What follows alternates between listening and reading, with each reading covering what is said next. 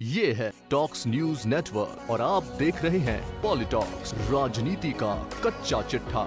अब मैं क्या कहूं, सिख फॉर जस्टिस और उसके लोग थे जिन्होंने तकरीबन ये प्रोग्राम पहले बना रखा था और उनका कोई ट्रैक्स पे जाने का नहीं थे। जहां प्रोग्राम किसान लीडर और गवर्नमेंट ने जो तय किया था या पुलिस ने तय किया था, असली किसान तो वहीं थे, ट्रैक्टर भी वहां थे।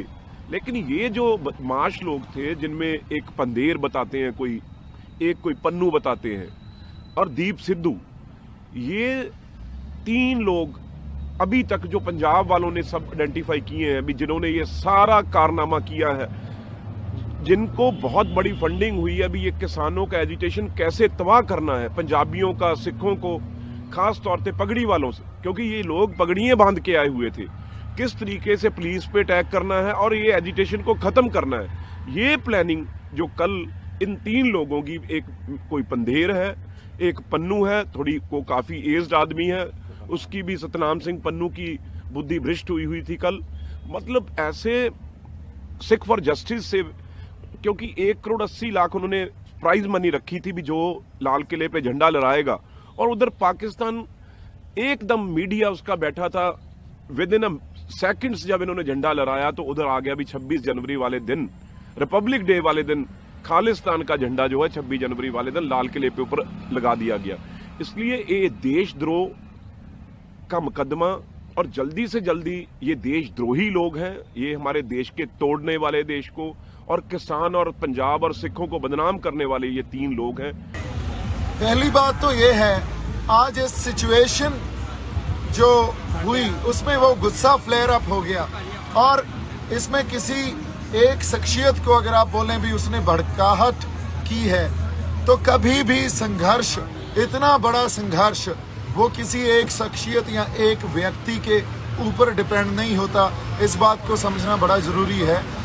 दिल्ली के चार तरफ से बॉर्डर, जो हमारे किसान जथेबंदियां या हमारे लोग हैं, उन्होंने चारों तरफ से वो बॉर्डर, एक ऑब्स्टैकल जो वहाँ बैरिकेड की हुई थी, बैरिकेडिंग, उसको तोड़ के आगे बढ़े, उसको तोड़कर आगे बढ़े, और वो सब जैसे हम सब रेड फोर्ट की, लाल किले की तरफ चले गए। जब रेड फोर्ट की तरफ गए तो एक सिंबॉलिकली अपना रोष, अपना प्रोटेस्ट, अपना विरोध दर्ज करवाने के लिए जो नए कृषि कानून बने हैं उसको दर्ज करवाने के लिए हमने वहाँ निशान साहब भी लगाया, हमने किसान झंडा भी हमारा लगाया, किसान मजदूर एकता का नारा भी बुलंद किया, इसलिए किया, और पीछे उसके तिरंगा लगा हुआ है। जिस पोस्ट पे हमने झंडे लगाए उस पोस्ट के ऊपर कोई झंडा नहीं था, और ये झंडा हमारी इस देश की डाइवर्सिटी, जो हमारी डाइवर्सिटी है उसकी पहचान है। देखिए, आप डाइवर्सिटी को इस तरह मत देखिए भी यूनिटी इन डाइवर्सिटी।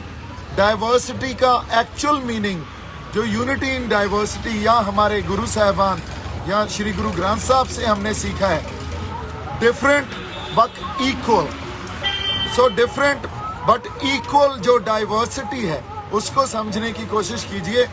इस देश की एकता और अखंडता के ऊपर किसी ने सवाल नहीं उठाए हैं, किसी ने वहां से फिरकू और भड़काने वाली बातें नहीं की हैं। लाखों लोगों ने, इतनी बड़ी मोबिलाइजेशन हुई, लाखों लोग इस बहाव में बहे। वो एक ऐसा बहाव है, अगर आप उस बहाव को नहीं समझेंगे और उसको सिर्फ आज की घटना को आइसोलेशन में देखने लगेंगे तो हम बहुत बड़ी गलती कर जाएंगे। ये एक पहले जो प्रोसेस चल रहा था उसकी कंटिन्यूशन है। इतने समय से हमें 6-6, 7-7 महीने हो गए ये प्रोटेस्ट करते हुए। उस प्रोटेस्ट में 6-7 महीनों की कंटिन्यूशन है जो ये चल रहा है, जो आज हुआ। इसको आइसोलेशन में मत देखिए। ये घटना किसी ने सोच के या किसी ने प्लान करके किसी ने नहीं की है। ये एक जो बहाव है, एक फ्लो है, उस फ्लो में लोग संघर्ष में उन्होंने अपना प्रोटेस्ट सिंबॉलिकली जाहिर किया, जहां पहले उन्होंने निशान साहब और फिर किसान मजदूर एकता का झंडा लगाया और उसके पीछे तिरंगा लगा हुआ है। सो इस देश की एकता और अखंडता के ऊपर कोई सवाल नहीं उठाया है। हम सिर्फ ये चाहते हैं भी हमें मान सम्मान से रखा जाए और वो मान सम्मान हर सबको मिले। सो जैसे यूनिटी इन डाइवर्सिटी को समझना है, सो यूनिटी इन डाइवर्सिटी को समझना भी हमें इस तरह पड़ेगा, different but equal and United.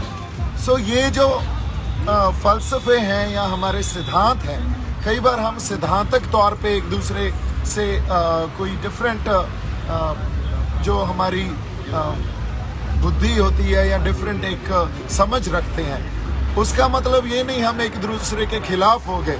आज भी अगर किसानों ने या जो लोग गए थे दिल्ली, वो किसी को मारने थोड़ी गए थे या किसी को हमने मारा हो या कोई पब्लिक प्रॉपर्टी को हमने नुकसान पहुंचाया हो या किसी दिल्ली वासी को हमने नुकसान पहुंचाया हो या हमारे हाथ में कोई हथियार हो। हम तो अपने झंडे लेके गए और हमारे ट्रैक्टरों पे गए। अब इनको अगर आप कम्युनल या इसको आप फिरकू दंगों का या इसको एक ऐसा आप एक रंग दे देंगे भी ये देखो ये तो शरारती आंसर हैं, ये तो गलत आंसर हैं, तो ये हमारे इतिहास में हमेशा ही होता आया है। जब भी कोई इतनी बड़ी एजिटेशन होती है सो हमेशा ही उसको हम ये बोल के भी देश की एकता और अखंडता को खतरा है, ये बोल के भी ये देखो ये तो फंडामेंटलिस्ट हैं या ये हार्डलाइनर्स हैं, हमेशा इस चीज़ में हम जो उनके बनते हक हैं, जो उनके बनते राइट्स हैं, वो नहीं देते और उसको इग्नोर करने लग जाते हैं। सो आज हमारे पास समा या ये जो एक टाइम ऐसा आ गया है, इसका डिस्कोर्स ऐसा है। पहली मेरी बेनती ये है भी इसको आप आइसोलेशन में मत देखें। जो आज हुआ है वो कोई आज एक आइसोलेशन में या आज की घटना नहीं है, ये एक लंबा प्रोसेस था, उसकी कंटिन्यूशन है। और आज भी वहाँ सिंबॉलिकली हमने अपना रोष जताया है, बिना कुछ डिस्ट्रॉय किए, बिना किसी तरह की तोड़ फाड़ किए, बिना किसी तरह हमने पब्लिक प्रॉपर्टी हो या हमारे पुलिस फोर्सेस हो या किसी भी तरह का लॉ एंड ऑर्डर हो, हमने बिल्कुल पीसफुली जो हमारा जमहूरी हक है, हमारा डेमोक्रेटिक राइट है, पीसफुली एक प्रोटेस्ट किया। और इस प्रोटेस्ट को अगर हम ये सोच रहे हैं भी इसको एक कोई शख्सियत या एक पर्सनैलिटी या एक आदमी इतना बड़ी मोबिलाइजेशन कर सकता है, सो ये बहुत बड़ी गलती होगी। आप लोगों के जेन्युइन कंसर्न समझिए, लोगों के इमोशन समझिए। एक मुझे ब्लेम करना है, किसी को भी ब्लेम करना, ये हमारी वही बात गलती होगी जो हम हमारे इतिहास में पहले से भी करते आए हैं। आज सबसे बड़ी ज़रूरत है भी हमें लोगों के इमोशंस को समझना चाहिए, उनके कंसर्न्स को समझना चाहिए, उनके सरोकार क्या है उसको समझना चाहिए और उस अकॉर्डिंगली हमें आगे डिसीजंस लेने चाहिए। मैं एक बार फिर आपको ये रिक्वेस्ट कर रहा हूँ, कोई भी भड़काने वाली बात नहीं कर रहा है।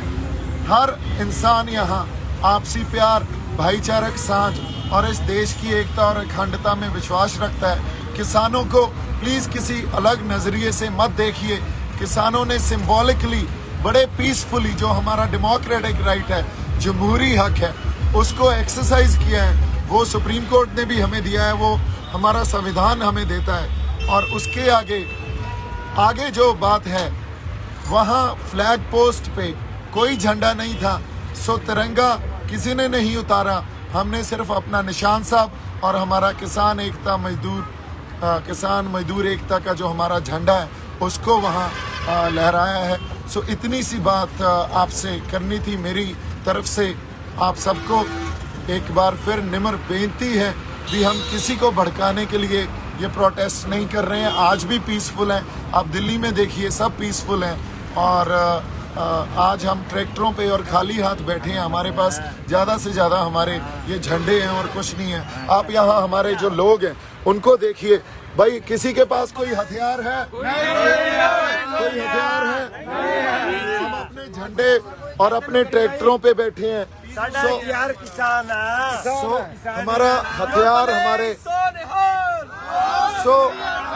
इस डाइवर्सिटी को समझने की कोशिश कीजिए, इस जो लोगों के जेन्युइन कंसर्न्स है उनको समझने की कोशिश कीजिए। इतनी बड़ी मूवमेंट किसी इंसान के या किसी पर्सनालिटी के या किसी एक व्यक्ति के उसकी वजह से नहीं खड़ी होती। ये मूवमेंट तब खड़ी होती है जब लोगों को उनके राइट्स नहीं दिए जाते, उनके जमहूरी हक नहीं दिए जाते। सो ये एक मास मूवमेंट है। मोबिलाइजेशन इतनी बड़ी इसलिए हुई है क्योंकि लोगों के जो दिलों में एक बड़े टाइम से बड़े it's been long that they had this what do you call it? I would say maybe anger within them. Since so long they were preserving it and it had to be flare up at some point. ये है talks news network और आप देख रहे हैं पॉलिटॉक्स, राजनीति का कच्चा चिट्ठा।